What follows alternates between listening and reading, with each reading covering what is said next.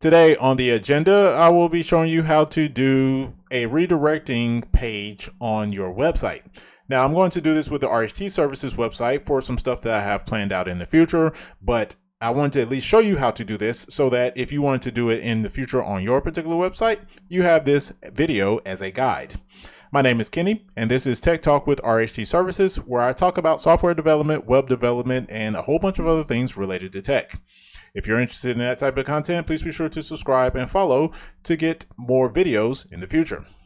Now, the purpose of this setting up redirecting pages on my site is so that when I am posting content like this on a particular platform that doesn't necessarily allow to post links in the description or something of that nature, that I have a way to be able to display it on screen, and then I can display that short URL on screen, to which then people can manually type that URL into the browser and then go and see that content from there.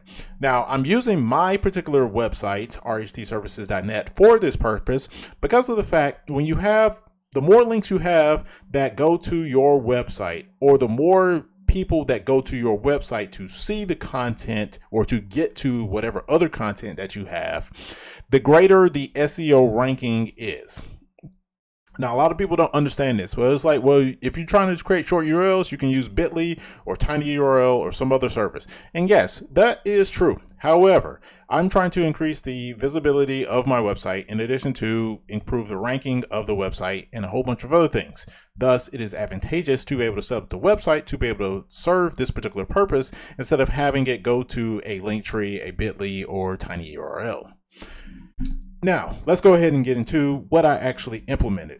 So let's go ahead and switch over to the GitHub. So I created an issue on GitHub, and it's called Add Redirect section of the website. Now, I'll be honest, I went back and read this description again, and it did not make sense, grammatically make sense, but I was doing a brain dump at the time of getting all these issues out that I wanted to eventually code.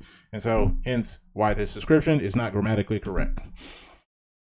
Create the section of the website that will be used to redirect to other pages. This will be used for videos that have links that need to go elsewhere. On-screen display of links will use the shortened versions so that people on other platforms where external links are discouraged, not discourages, will not be penalized for including links in the description. Now, what I was getting at when I was typing it was that I wanted to be able to set up the links so that they can show up on screen, and then people type those links in and they can go elsewhere. Like I mentioned before, some platforms do not allow links in the description. Some platforms actually penalize for you posting links that go outside of the website that that particular platform is on. So in order to get around that and to ideally create greater visibility of that video or whatever content it is, I wanted to be able to put the link in the video itself, and then people can manually type it in. That way that content is not devalued by the platform that it's being posted on. So this is what I did. I created a folder, and for context, I use a static site generator called mkdocs for the RHT Services website. And so basically everything is written in Markdown, and then when a build is done, that Markdown is then applied to a template, and the HTML static pages are created. And so I created a section created a folder called R, and that R really stands for redirect, but you could say it stands for rhtservices.net or something of that nature. And originally I created just the index page. And so the index page, if you type in rhtservices.net/R, it will take you to the redirect it will take you to the index page, which will then redirect you back to the home page of the website. Now I created an additional page here for Facebook. And so what this does, it will redirect to the RHT Services Tech Facebook page. Now coming over to the source code. So down here in the body of the page, and I actually have two things on this particular template that makes this work. So in the body of the page, I have the title of the page to be redirecting, and then if not automatically redirected, then you are sent to the redirect URL that is specified in the metadata of the Markdown file. Now, for those of you that have never done static websites, the metadata is up here in between the three dots. So, the three dashes. So there's opening three dashes and then there's a closing three dashes. And then everything inside of that is considered to be metadata, to which then you have a key and value pair for each thing. Now, what these key value pairs are, they are up to you. Now, for the static site generators, they typically have like a title, category, and maybe author or some other keyword that is pretty standardized. That varies upon static site generator. But for what I have, it allows me to create whatever key value pairs that I want. So I created one called redirect. And so this will redirect to the appropriate URL based upon what I have configured.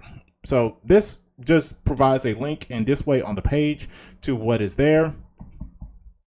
And if we come up to the meta tag, because I'm using meta redirects, if you see here, if page and page.meta.redirect, so basically if the redirect tag exists in the content, then it will wait 1 second, which is that right there, and then it will redirect or send the browser to the URL that is specified in the redirect tag.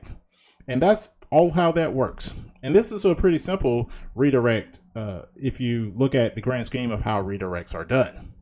All right, so I have my development environment pulled up because I haven't rolled this out to production yet, but I wanted to show you how it works. So if you do /r/Facebook, what it's going to do is, as you see, it says redirecting, and it also had the URL up there. And now you see we are at the Tech Talk with RHT Services Facebook page. Likewise, I can do one for YouTube or to just any other content. I'll also come back here and then do /r with no URL, or I can do /r/index, and they will both redirect to the RHT Services website, which you see there. Now, I can create this for anything, and then as I get more content that needs more redirecting, what I'll start doing is I'll probably start posting the short URLs in the description and on screen instead of the full length URLs to the content that I want to, and give each thing a unique identifier. That way I have these short URLs or a list of short URLs, in addition to I'm improving the SEO ranking of my website.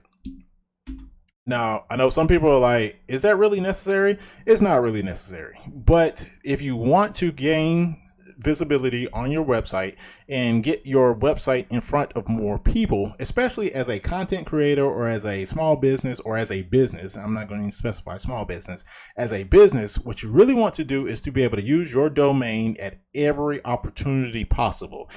Even if that means like your newsletters. If the web version of your newsletters is posted on your website, great. That improves the SEO ranking because now people are still going to your website. And while they're there, hey, maybe they'll bounce around and go check some other content that you have there instead of just exiting out.